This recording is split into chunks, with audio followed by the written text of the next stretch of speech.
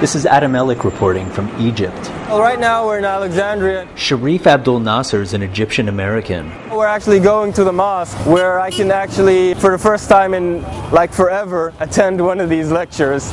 And that's something that you couldn't have seen in the time of Mubarak. His mosque preaches Salafism, a fundamentalist form of Islam. Some Salafis promote violence, and as a result, Mr. Nasser's mosque was banned under former President Hosni Mubarak. For decades, Mubarak repressed political Islam. No more fear in Egypt.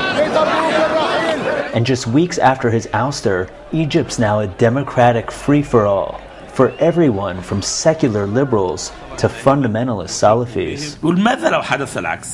Now Mr. Nasser's mosque offers political religious classes 3 nights a week.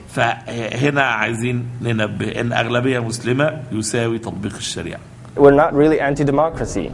Okay, the fact is that, democracy is really cool as long as we just have the main source of, legal rules coming from the Sharia law. كلنا عايزين الإسلام هو الذي يحكم. إذن في قضية خطيرة لو أنت قلت الحل هو الدولة العلمانية. What's happening here is a political awakening for Egypt's Salafi movement. For decades, they rejected politics. And some Salafis were responsible for Egypt's bloodiest attacks, including a 1997 assault that killed dozens of tourists in Luxor.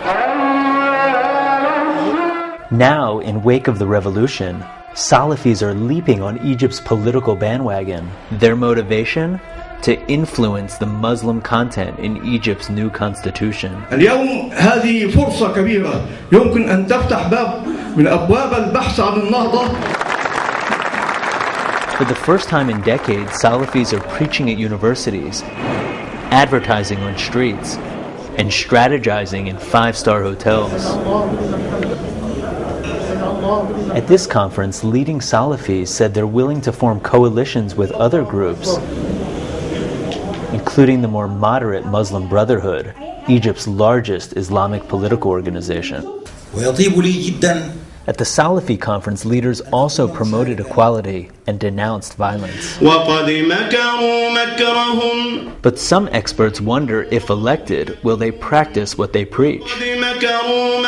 For example, some Salafis believe women and Christians should be banned from powerful government positions like the presidency. This famous cleric recently gave a harsh warning to Egypt's Christian minority. واللي يقول ده خلاص بلد ما نعرفش نعيش فيها انت حر.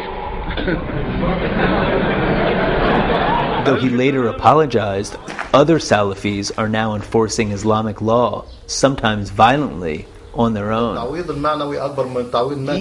This Christian says Salafis accused him of aiding a prostitution ring in March, and then they cut off his ear. And on Monday, in this village 2 hours from Cairo, police say a series of attacks started when dozens of Salafis ransacked a cafe for serving alcohol, which is against Islam. Police say this injured man is a Salafi. He denies it, but he still defended attacking those who drink. فطبعا جينا بعد الثورة قلنا لهم ما ينفعش خالص لازم تكسر.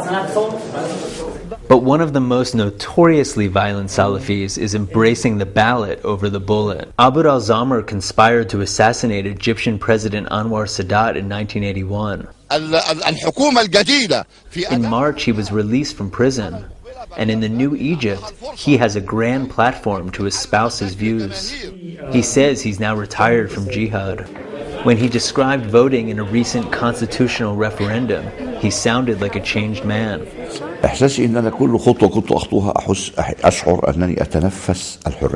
Now he's even thinking about entering politics. قوى كثيرة وأفراد كثيرين في المحافظات بالترشح للرئاسة. Mr. Zamr's candidacy, like Egypt's infant democracy, will be put to test come November. That's when Egypt will hold parliamentary elections.